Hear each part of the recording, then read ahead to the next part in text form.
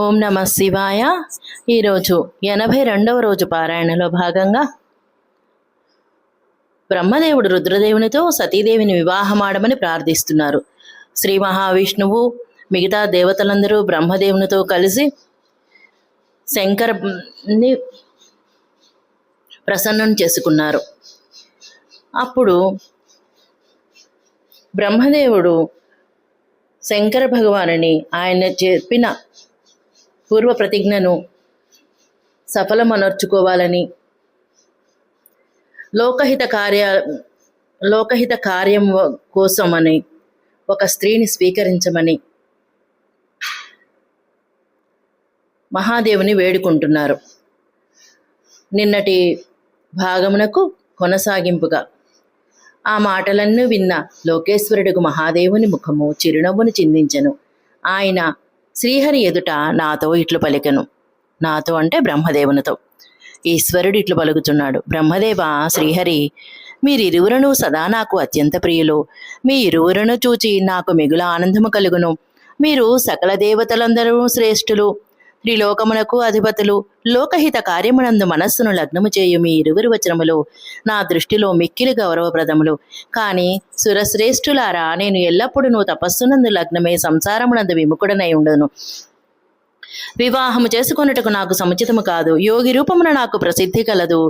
సుందరముగా నివృత్తి మార్గమున స్థితుడైన వానికి, తన ఆత్మయందే రమించు ఆనందించు వానికి, నిరంజనునకు, అవధూత శరమం కలవారికి, జ్ఞానికి, ఆత్మదర్శికి, కోరికలు లేనివానికి, మనస్సులో ఏ వికారములో లేనివానికి, భోగములకు దూరమైన వానికి, ఎల్లప్పుడూ అపవిత్రము అమంగళ వేషధారి అయిన వానికి ఈ ప్రపంచమునందు కామినితో ఏమి పని? ఈ విషయమున నాకిప్పుడు తెలుపుము. నాకు నిరంతరము కేవలము యోగమునందు లగ్నమైండుటయందే ఆనందము కలుగును. జ్ఞానహీన పురుషుడే యోగమును వదిలి భోగమునకు అధిక మహాత్మ్యమునిచ్చును. ప్రపంచమునందు వివాహము చేసుకునుట ఇతర బంధనమునందు చిక్కుకుపోవుటయే అగును. దీనిని గొప్ప బంధనముగా తలంచవలను. నేను సత్యమును వక్కాణించుచున్నాను. నా మనస్సునందు వివాహమునకు ఏ కొద్ది అభిరుచియూ లేదు. ఆత్మయే తనకు ఉత్తమమైన అర్థము లేక స్వార్థము.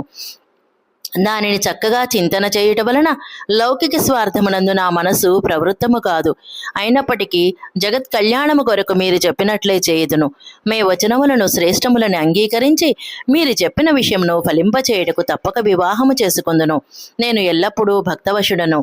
నేను ఎటువంటి స్త్రీని పత్ని రూపమున గ్రహించదునో వివాహమునకు గల నా నియమమును కూడా వినడు. ఓ శ్రీహరి, ఓ బ్రహ్మదేవ, నేను చెప్పినది సర్వదా ఉచితమైనదే. నా తేజస్సును విభజించి గ్రహించడి స్త్రీ అయి ఉండవలను. ఆమె యోగినిగా తాను కోరిన రూపమును ధరించున్నదై ఉండవలను. అట్టి దానినే నేను పత్నిగా గ్రహించదను. నేను యోగతత్పరుడైనప్పుడు ఆమె కూడా యోగినిగా ఉండవలను.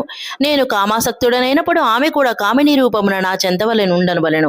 వేదవేత్తులైన విద్వాంసులు అవినాశి అని తెలిపడివాడని, జ్యోతిస్వరూపుడైన వారిని, సనాతనుడునైన శివుని నేను సదా ధ్యానించుచుందును.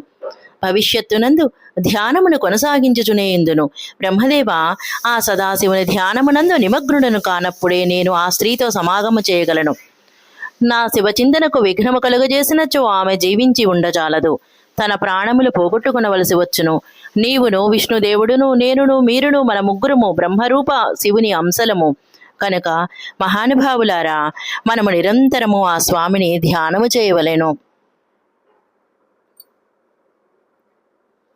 కమలాసన, ఆ స్వామి ధ్యానము కొరకు నేను అవివాహితుడనే ఉండెదను కనుక నీవు నాకు అట్టి పత్నిని ప్రసాదింపము.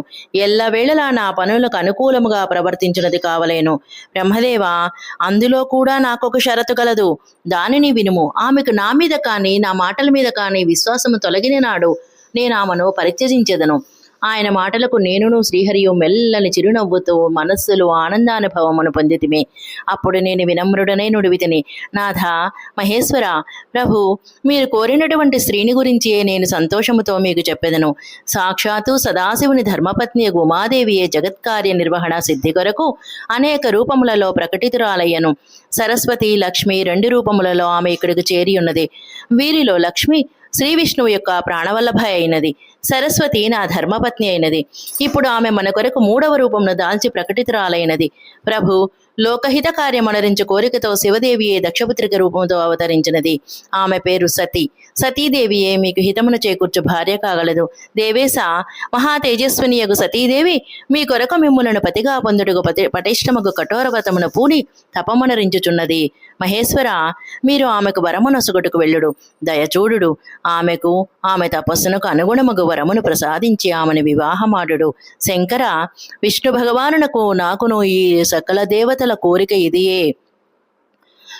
మీరు మీ శుభదృష్టితో మా ఈ కోరికను తీర్చుడు. దాని వలన మేమందరము పరమానందముతో ఆ ఉత్సవమును తిలకించదము. అట్లగుట వలన 3 లోకములకు సౌఖ్యావహమగు పరమమంగళము జరగగలదు. అందరి చింతయు తొలగిపోగలదు. ఇందులో సందేహము లేదు. నేను నా కథనమును ముగించిన తర్వాత లీలా విగ్రహధారియు భక్తవత్సలుడు నగు మహేశ్వరునితో మధుసూదనుడు అచ్యుతుడు కూడా దీనినే సమర్థించను. అప్పుడు భక్తవత్సలుడు శివభగవానుడు నవ్వుచూ పలికెను, చాలా బాగున్నది, అట్లే జరుగుగాక. ఆ స్వామి అట్లు పలికిన తర్వాత మేమెవరువరము మా భార్యలను దేవతలను మునులను మిగుల ప్రసన్నలమై ఆ స్వామి ఆజ్ఞతో మా స్వస్థలములకు వెళ్ళితిమి. ఓం నమః శివాయ.